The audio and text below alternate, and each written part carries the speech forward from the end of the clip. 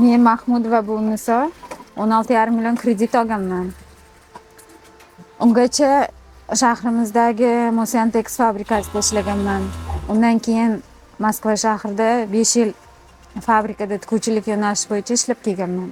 O'zbekistonga qaytganimda imtiyozli kreditlar berilayotganini eshitib, men ham 16,5 million kredit olganman. Boshida 3 ta mashinka bilan boshlab, hozir mashinkalarim sonini 12 taga yetkazdirganman. Tikuvchilarim asosan o'zim singillarim, ayam, kelinimiz, hammamiz birgalikda ishlaymiz. Bundan keyingi rejalarimiz yana ham kattartirib, ayollarni ish bilan ta'minlash.